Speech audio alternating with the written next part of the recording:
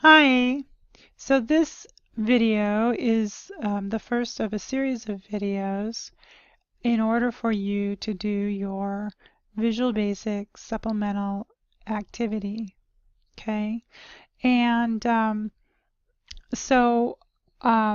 be a series of videos in the supplemental activity, and the standard way that I'll have each video go is to first give a set of background information when it's needed.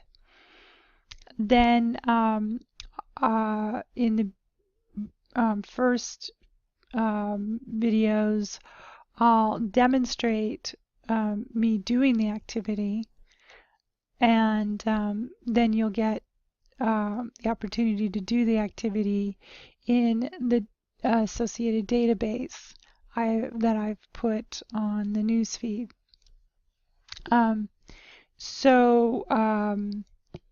There was something I wanted to say. So later on, the videos may get a little harder, and you'll maybe not have all of the code demonstrated for you, because you'll be needing to show that you are learning the information and not just typing what I tell you. So anyway, let's get started.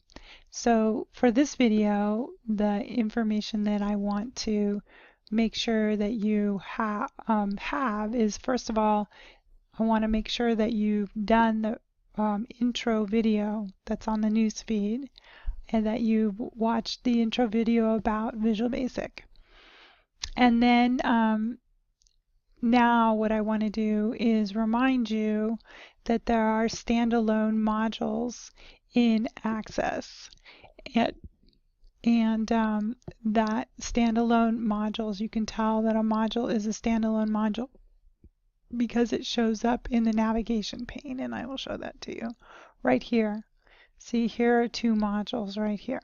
Okay, so going back here,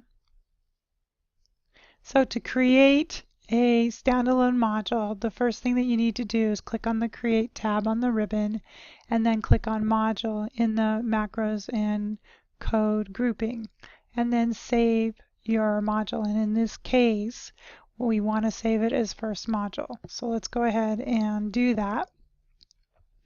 So we'll click on Create, and then we'll click on Module. Okay, and I'm going to go ahead and click on Save right now, and I'm going to save it as first module.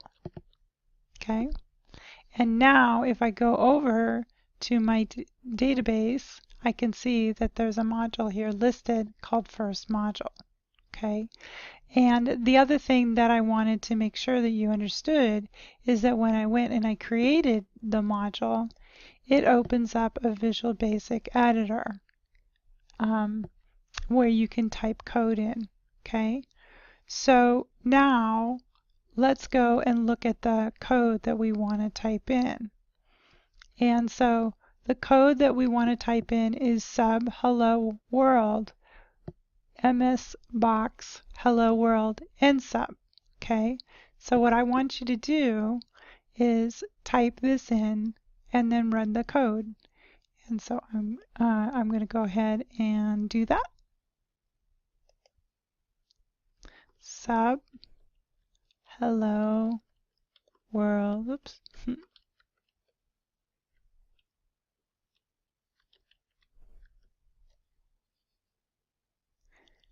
And then I'll indent. That isn't required, but it just makes it easier to read your code when you do indenting. So you say message box, and then I'm going to have a left paren, double quotes, hello, oops, world.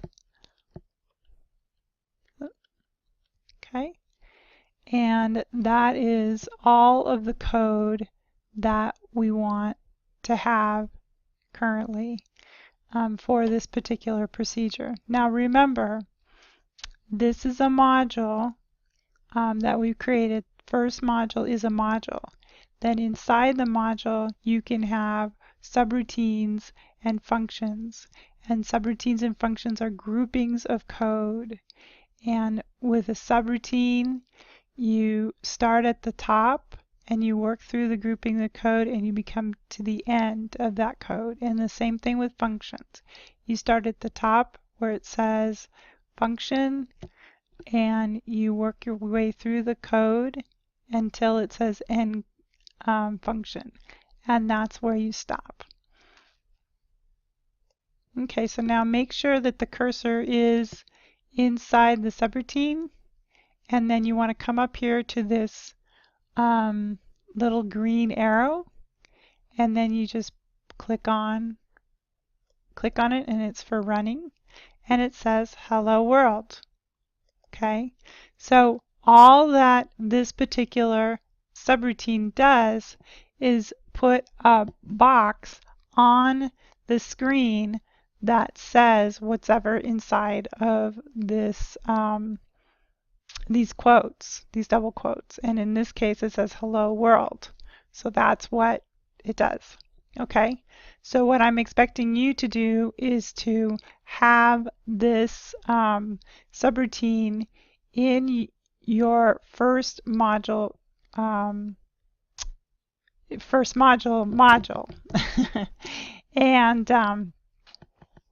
as part of what you need to hand in. When you've finished doing this particular set of code, then you're ready to move on to the next video.